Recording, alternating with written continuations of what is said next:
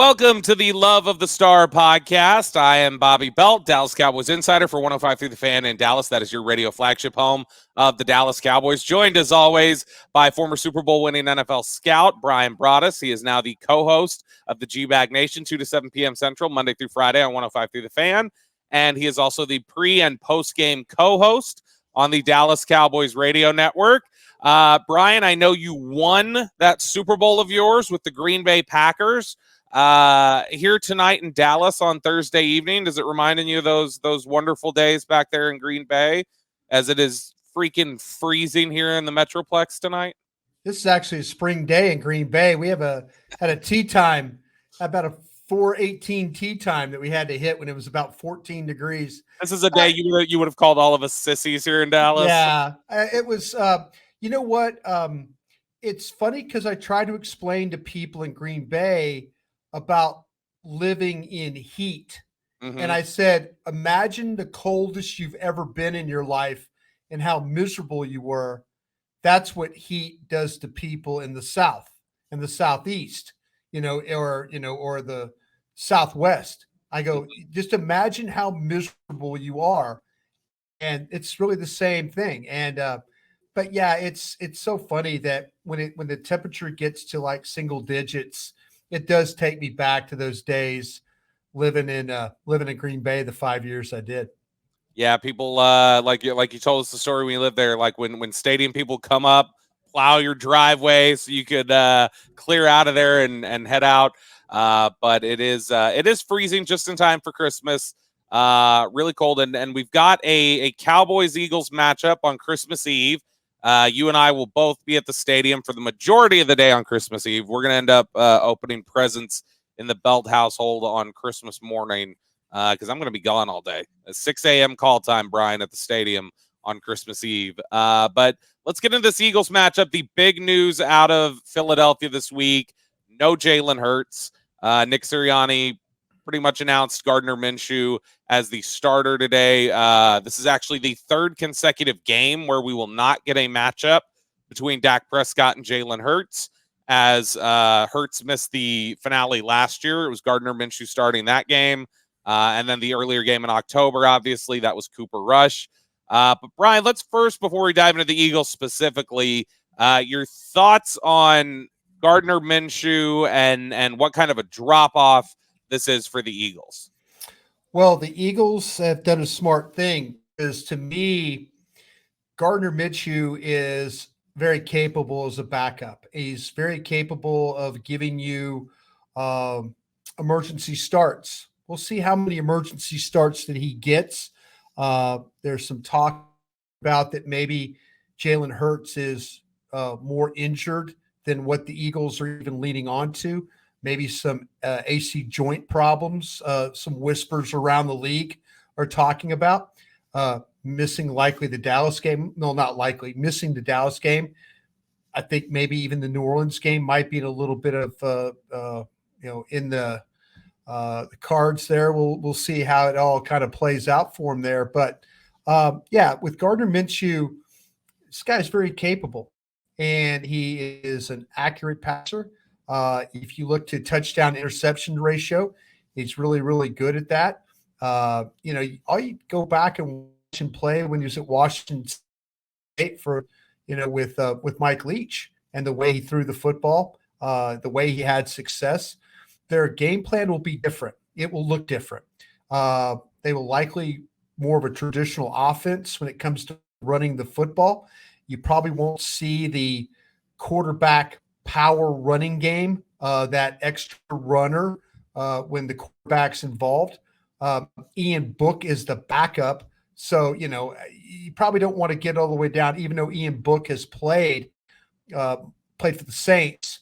But, yeah, I kind of feel like that you're going to see more of a traditional offense, and traditional from the sense of running backs, wide receiver, tight end, screens, kind of the stuff that, you won't see so much I don't know if you'll see the read option stuff as much. I know you're not going to see the quarterback running the football that much. So, yeah, it'll look different.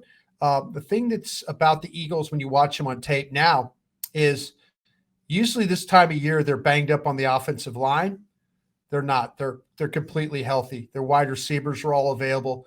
Dallas Goedert is coming back. We'll see how much that they really get him involved in the game plan. But when the Cowboys played last time, it was big. It was a heavy screen team with Dallas Goedert. The ball going down the field with Brown and also with Smith. I mean, that's Smith. You talk about routes, these vertical, long routes, crossing routes, huge play routes that they run. So we'll see if they could get the ball down the field with Minshew throwing the football. But everything should be underneath, slants, outs, things like that. It'll look like a normal kind of offense with a really good line, a really good set of running backs, and an outstanding set of wide receivers and a tight end. We had Ross Tucker, the former NFL offensive lineman, now NFL analyst, on Sean and RJ on 105 Through the Fan on Thursday morning. And we asked him the question, what is this Eagles' biggest weakness? Like, if you're going to attack this team in the playoffs, how would you do it? Or how, what do you got to bank on for some success? And it took him a while. He did say that he didn't think there really was a glaring weakness on this Eagles football team. But his recommendation was, okay, bring an extra safety down in the box, play press man, and hope that Jalen Hurts has a bad day, which he said he really hasn't had many bad days. Would you think that that's the approach to use this week against Philly with Minshew in there as well? It's just, hey, press the receivers, take away the run, and attack Gardner Minshew. Yeah, it's probably the best way to do it was, I kind of feel like the Cowboys and the Eagles are kind of in the same boat in this game when it comes to their offense.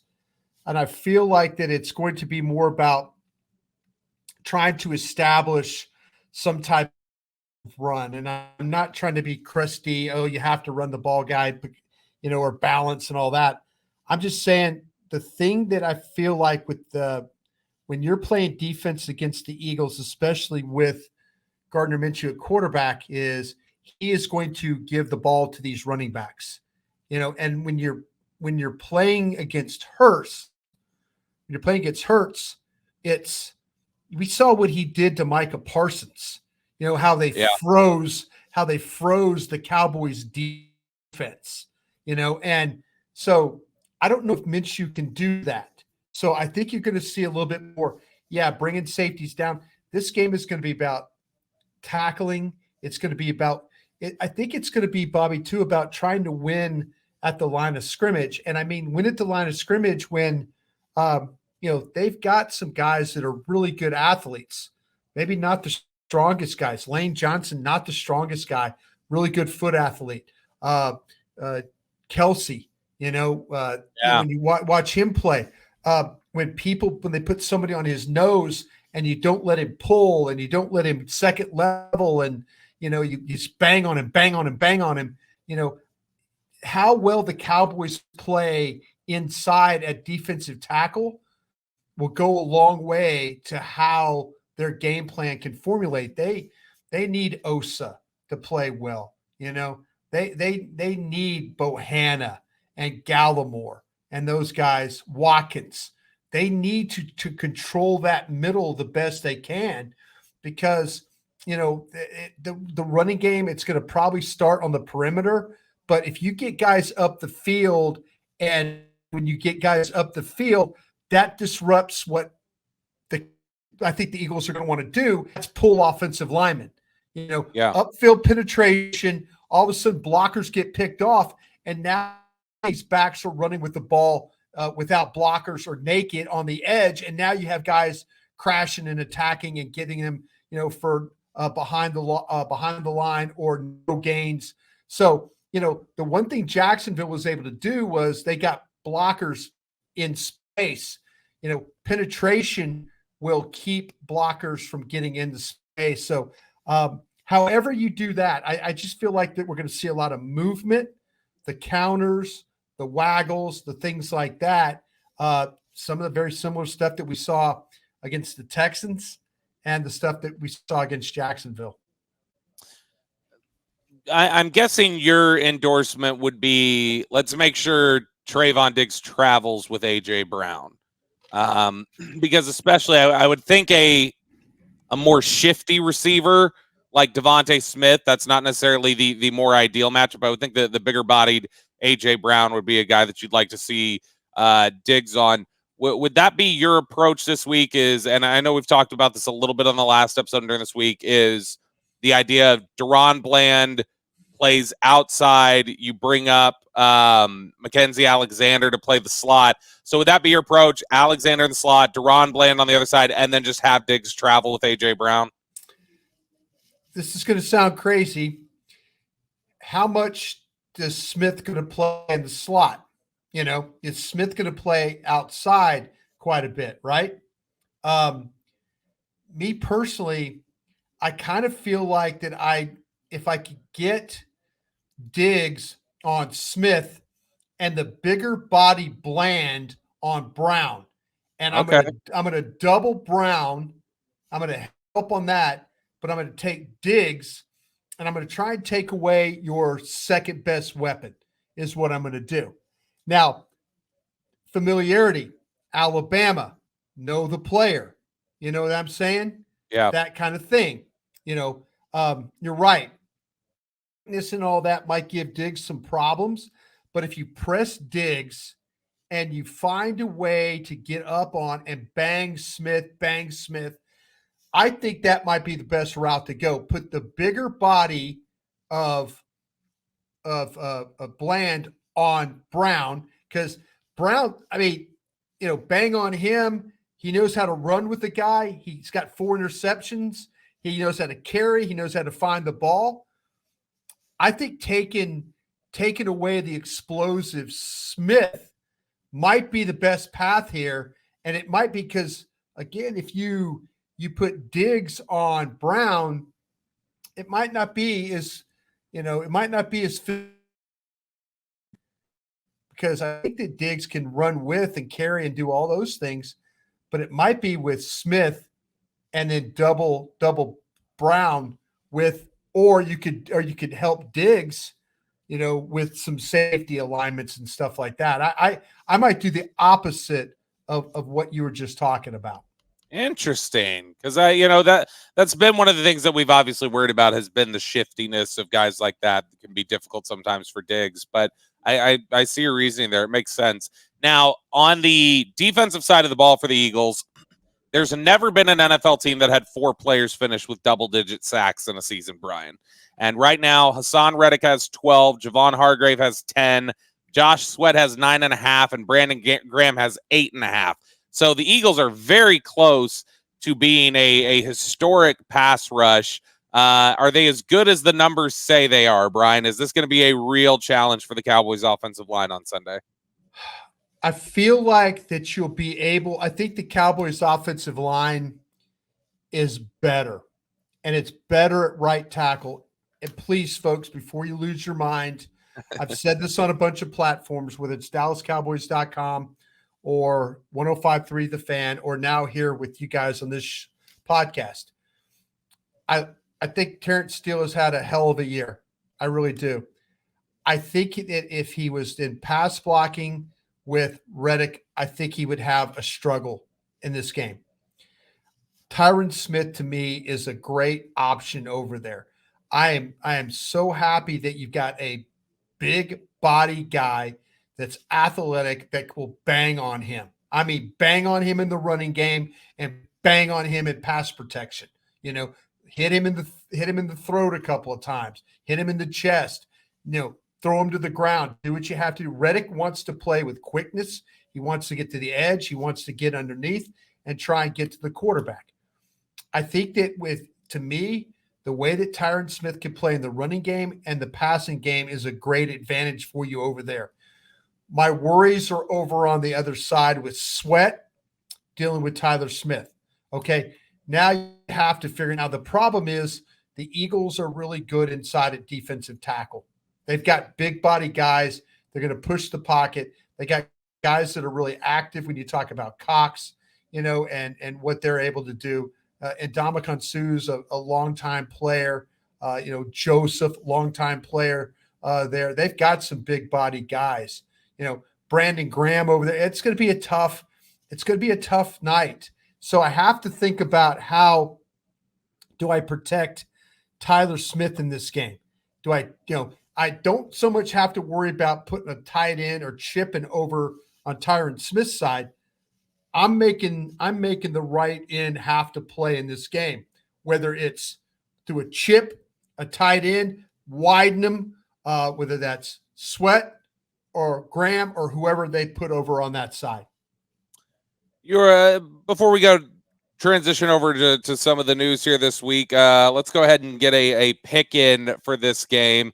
Obviously, I think a Gardner Minshew game as opposed to a Jalen Hurts one is much more beneficial for the Cowboys, but this is still a very good Philadelphia team that is still looking to clinch the division. And then even next week against the Saints, they'll still probably be playing that game pretty hard because they have the Saints pick and they want it to be a better draft pick.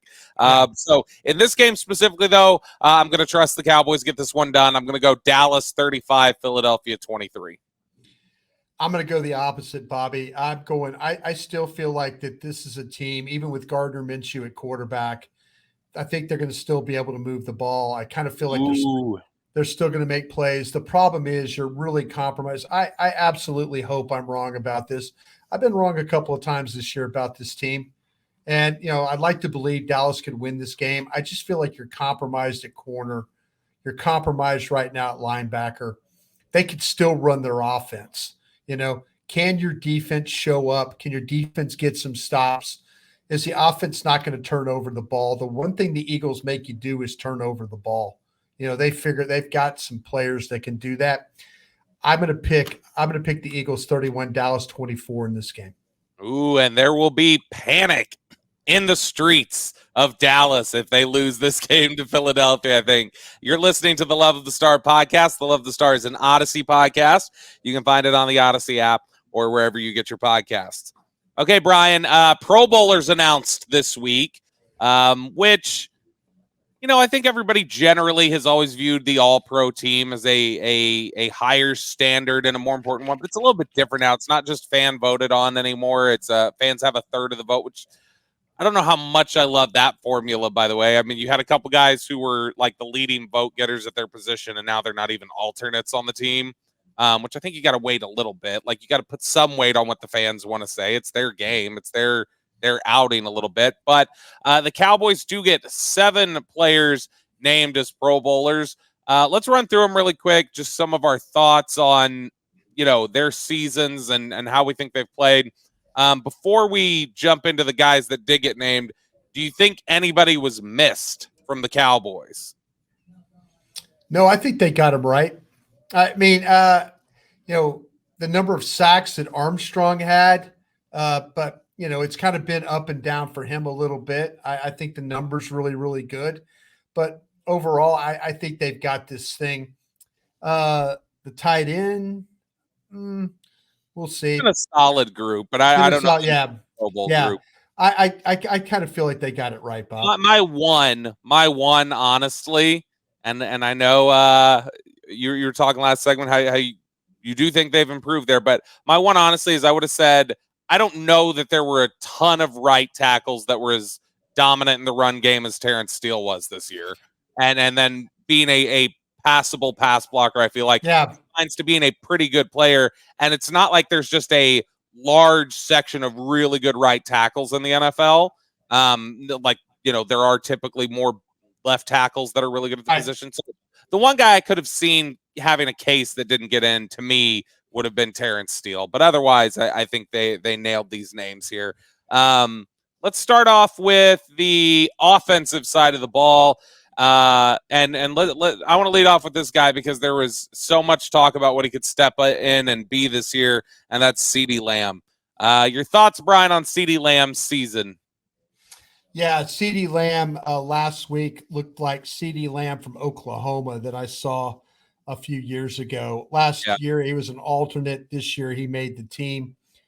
Congratulations to him. You could tell that he's playing with a different tempo. You could see he's playing with a different temperament. You're seeing the plays that he's able to make.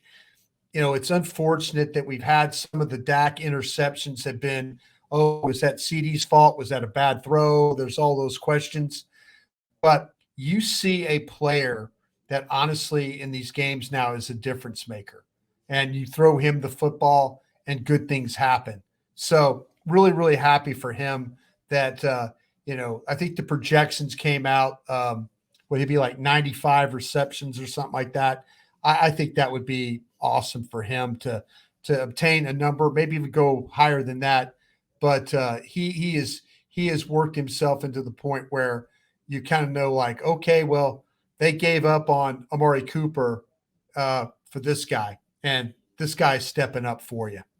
Yeah, his projections, when averaged out to 17 regular season games, his averages total up to 98 receptions, 1,320 yards, and 7 touchdowns, which is a great performance. But if you want to take it even further than that, Brian, you can take since the Detroit game, which is when Dak Prescott returned and they were able to play with each other. If you take just what he's done since Dak came back from the broken thumb, that 17-game average sets out to 102 receptions, 1,441 yards, and 8 touchdowns, which is true number one status. And I think you've really seen him level up since Dak got back. It's really exciting to think what they can be together next year with an entire season. So CeeDee Lamb, I think, really great. Another name on the offense that everybody's really excited about, Tony Pollard. He gets in there. Were you surprised? I think Pollard definitely has a case for it with his yards from scrimmage. He's, I think, tied for 4th in the NFL in touchdowns. But were you surprised Pollard got the nod as basically a part-time player?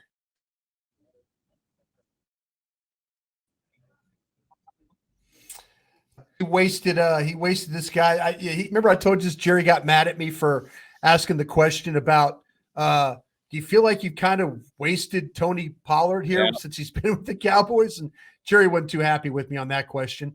But yeah, I mean, it's one of those things where we were all kind of talking about it, and we were all right that, like, just keep playing him. He's more explosive. The eye test tells you this. He more than proved his toughness. I think that what it's done, it's actually helped Ezekiel Elliott as well. When you look at the overall big picture, those two combined, whether one had 17 carries, the other had 15, or vice versa, I think they really helped each other this year. And, Tony Pollard, the fact he's 31 yards away from 1,000, I just hope that he, whether he's here, finish this thing out, he's such an explosive weapon, or he goes somewhere else. You got to make sure that I would say this, the one thing that was proven was that he can more than handle the load when it was given to him. Yeah, absolutely. I mean, he's been really impressive this year. And like you said, between him and Ezekiel Elliott this year, they've scored 22 touchdowns. So you're getting some great production out of those running backs. But definitely, I think that Pollard has been the more explosive back. He's the eye test will show you that. Yeah, first career, we're talking about a guy who through 4 seasons now is averaging 5 yards a carry for his career. He's been tremendous. Let me tell you, he's had a couple of games where he was really non-existent. I remember the Commanders game where he had, like, what was it, 5 carries for like 8 yards or some ridiculous thing like that. So he's had a couple of games where he hasn't been the absolute best, Tony Pollard. But when Zeke was out, he was the absolute best. He really, really was.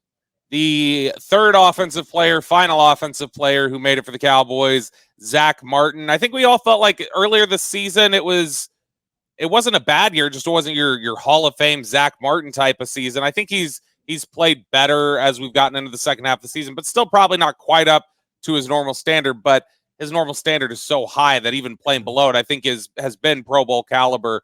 But I think Zach Martin's been really good this year. Zach Martin, yeah. I mean, he's, the word that you try and find for the Cowboys offense is consistent. And you're like thinking they need to be more consistent. Don't worry about that right guard. He's very consistent, down in, down out. He knows how to hold, trip, and clip. The great ones, the Hall of Famers, know how to do all that. And he's super smart. He's super tough. And with him and Tyron Smith on that right side, it's a really, really good combination. And what you also have is if the ball goes away from them, then you're looking at scoop blocks and backside reaches and stuff where all of a sudden these two guys are pounding that down lineman, getting him moved, getting him in the lap of a linebacker, cutting off the backside. And now you have those cuts. Ball starts left, and now you have the violent cut coming back to the right. Man, having Martin and Smith over there, manning that, I think is a great thing for the Cowboys, as we get towards the end of the season and into the playoffs. Defensive side of the ball, there were also 3 guys named to the Pro Bowl on that side. The obvious one, I think, right out of the gate, Micah Parsons, who has 13 sacks this season. Again, this year has been the season-long betting favorite for Defensive Player of the Year. He's recently been overtaken by Nick Bosa after he's slowed down his production a little bit. He's been great this year, and I think that, some of the recent fatigue and some of the things we're seeing is maybe causing people to forget just how great he's been for them this season. But Micah Parsons absolutely deserving of a Pro Bowl nod. Might see him at more off-ball linebacker this week in this game. If you're going to need it, probably. You're going to need him. You're going to need him until Leighton Vander Esch. And again, with the short week, they've got to figure some things out. Not only for the Philadelphia game, but the following Thursday against Tennessee. Yeah, but he's been very, very good this year. A guy that I think, most people should say they're really happy with his season. Even though, the sacks have kind of come in bunches, I think he's been your best defensive player, probably your best player, period, on this football team all year. The other defensive player or defensive end, edge rusher that was added to the roster, given a Pro Bowl nod, is DeMarcus Lawrence, who made let's double check here. When was the last time he made a Pro Bowl? This is his first Pro Bowl appearance since 2018. So a big honor for him. Has not put up, gaudy sack statistics, but he is up to 6 this season. I was kind of surprised just because it's such a heavy defensive end grouping there in the NFC. But DeMarcus Lawrence certainly had I think a resurgence this year, and continues to be one of the really steady hands for the Cowboys on defense. Okay, let's break down the vote. The vote is what, 2/3 coaches and players? Yes, right? And a third. Coaches and players are the ones that swung this vote. Yeah, and the fans that are Cowboy fans around the world are going to vote for him. But this is a coaches and players vote. I do. You watch tape.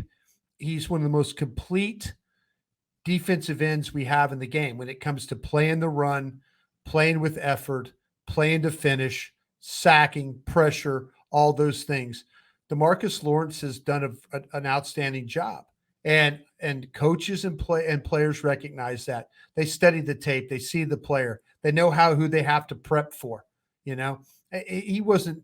The numbers don't say, "Oh, great against Jacksonville." And I know there were people that were tweeting at me, and I was like, "Listen, this guy's a complete defensive end. I don't care what you say about him. You can rip him all you want." He goes, "Oh, I hope he shows up for his show and all that." Well, hey, you watch the games and you sit down and you have the opportunity to watch the all 22. He does a lot of things. And the old saying is, does a lot of things that then show up in the box score. And I think that's how he got on, because the coaches and players know of all those things that you have to be a really good defensive end.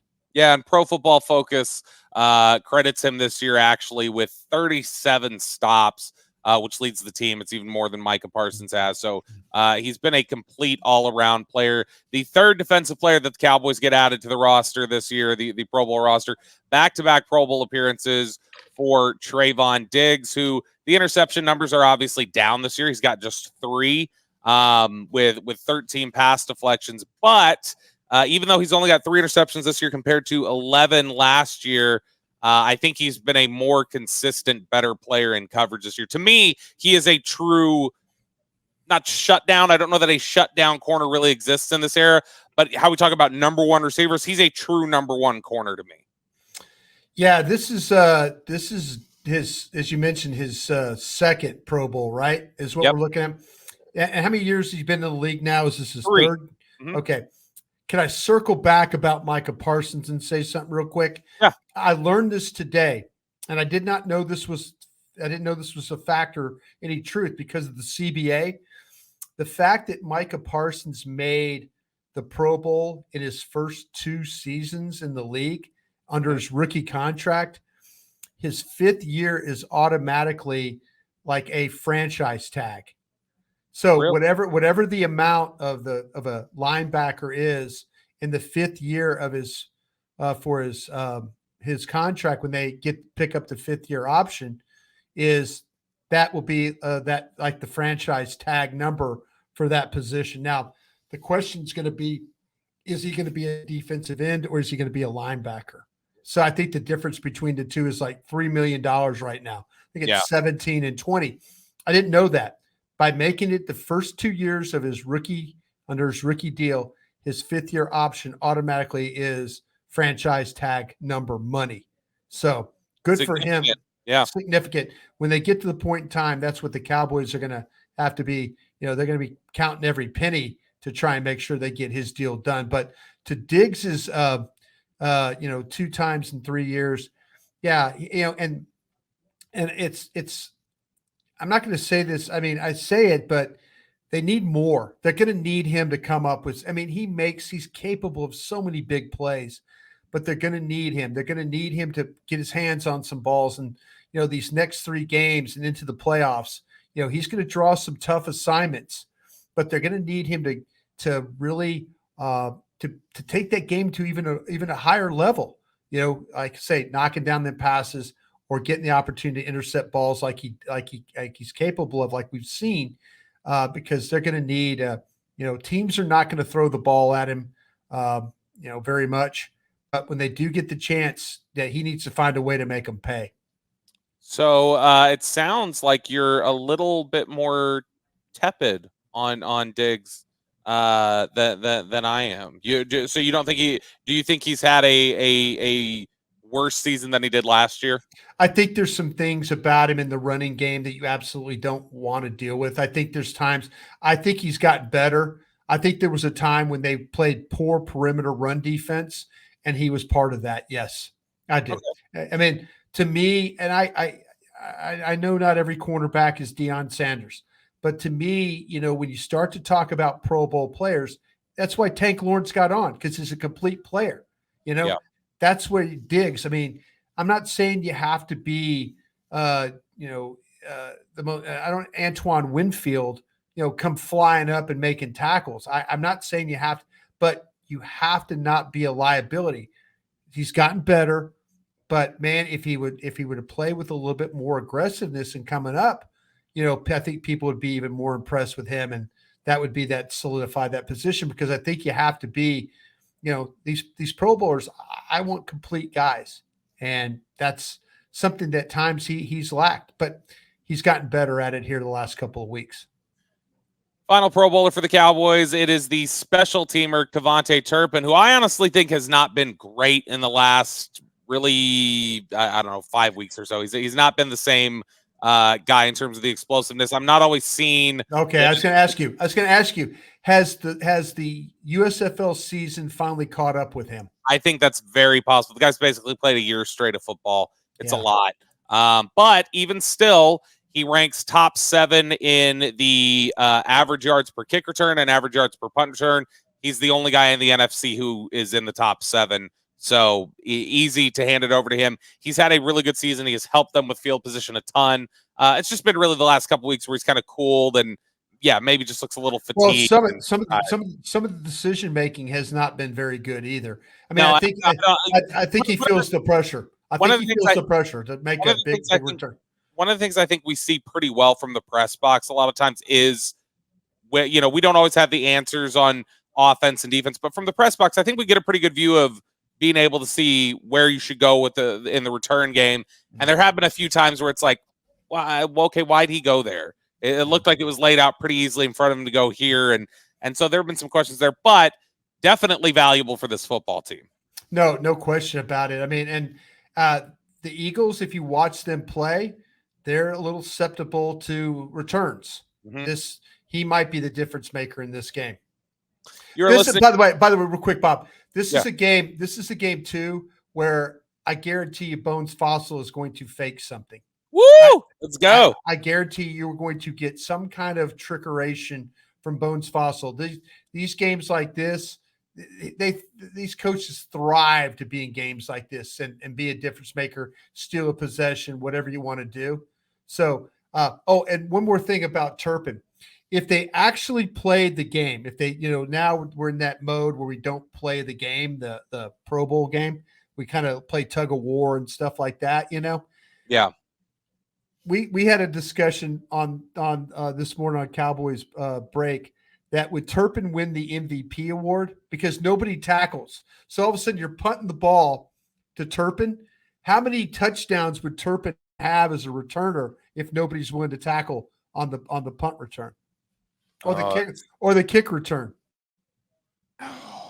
So I'm saying he might be the MVP because nobody would tackle him. It's like you're playing flag football at the Pro Bowl. And he'd be running, and nobody would tackle him. He very easily could because he's tough.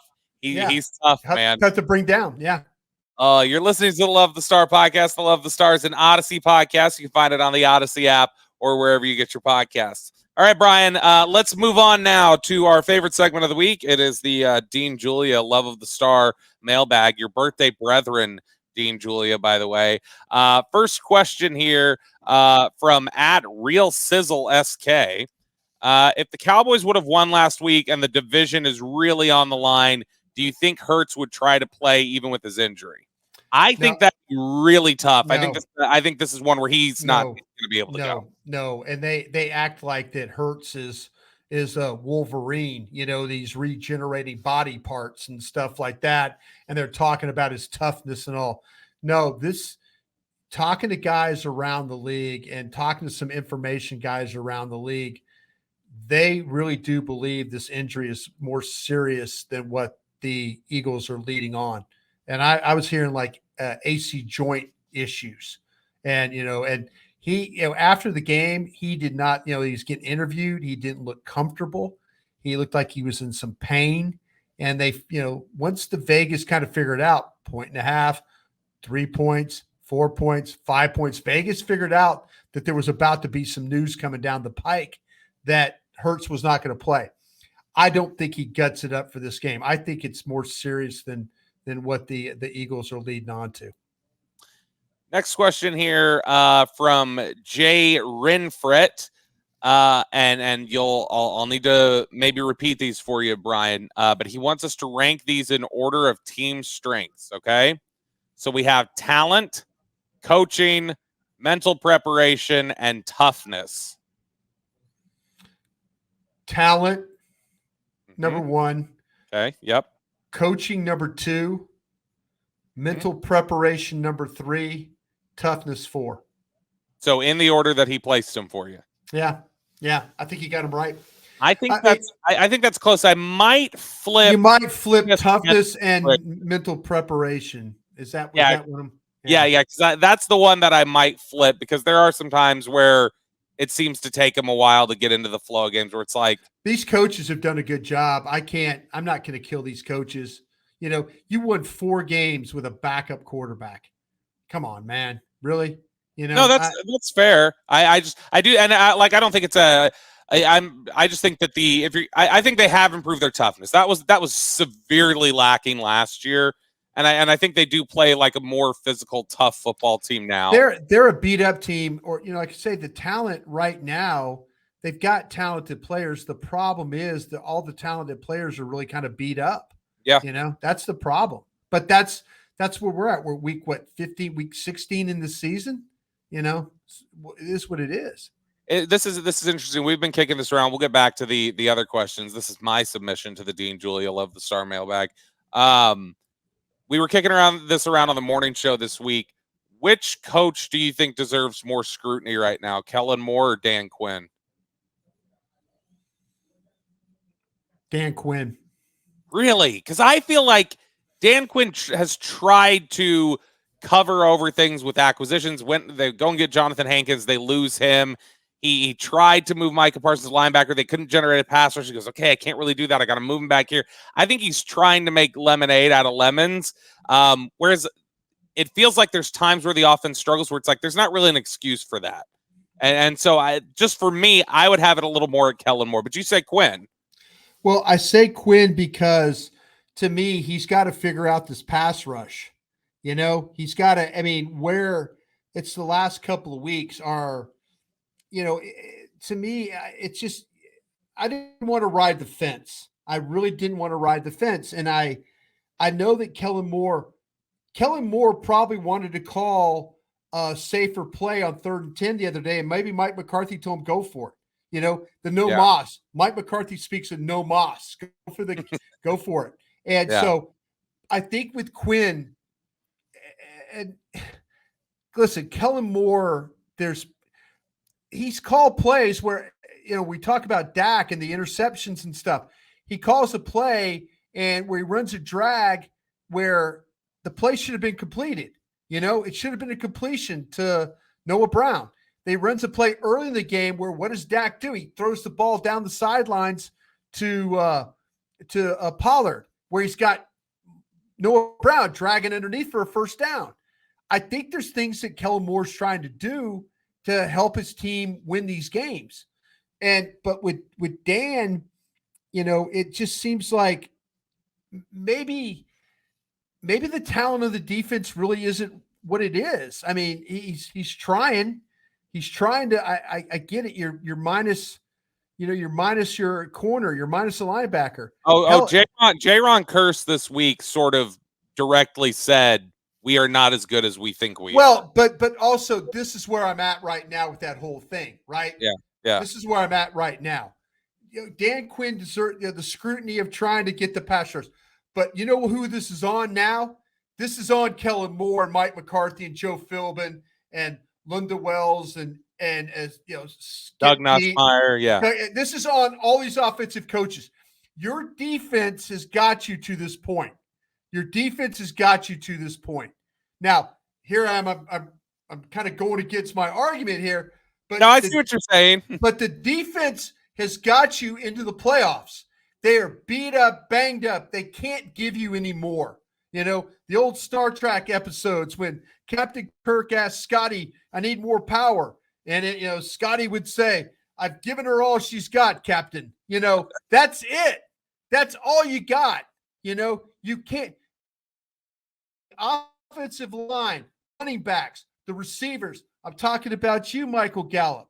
I'm talking about you tight ends. I'm talking about Kellen Moore, all these coaches. It's on you now. This defense they've done all they could. They saved your ass when things weren't great. Now I needed somebody on the offensive side of the ball like Zach Martin to stand up and like Kirsten said, we're not playing to our standards right now. We're not playing. But I needed him to say, I needed one of these guys to stand up and say, our defense has done a great job this year. We're really banged up. That's not an excuse, but we're banged up. Dan and those guys have done a great job. But we now have to take this thing over. We have to find a way to outscore opponents. We have to find a way not to turn over the ball. We have to find a way not to get penalties. We have to finish plays, and we have to finish games. They proved they could finish the game against the Texans the other day, but it took the final drive. This offense needs to now take the torch from Dan Quinn and try and finish this thing out on a positive note until they get some of these players back or they develop some of these corners that they're going to take a look at the next 3 weeks. Last question here in the Dean Julia Love of the Star mailbag. Brian, it comes from Nathan. And his question is pretty simple. How can you get Dak Prescott to stop throwing interceptions? And look, I know I am the resident Dak Prescott defender, but I feel like I'm only the resident Dak Prescott defender because I feel like I'm defending him from some unrealistic standards at times. We've seen several. Does Dak contribute to his own interceptions? A lot of times, absolutely. But we've also seen several times where there's been a wrong route run by a receiver or a ball bounces off of Noah Brown's chest or gets hit in the air and then somebody's picking it off. PFF this week said that they've graded 6 of his 11 interceptions as passes that were not on the quarterback, that were not interceptions on the quarterback. So to me, I told you guys on the pregame show this week, you guys said, how do we limit what do we do about the interceptions? I was like, I don't think you're going to see a ton of bad decisions today. I think that's cleaned up, but I can't rule out something bouncing off somebody's chest, and ultimately that's what happened. I think that's bad luck that eventually that's going to regress to the mean, and you're not going to have so many of those. That generally flattens out over time, and I don't think you're going to see a ton of that over the over the next several weeks. But anything can happen. He's got to figure out when to unload the ball and live to fight for another day.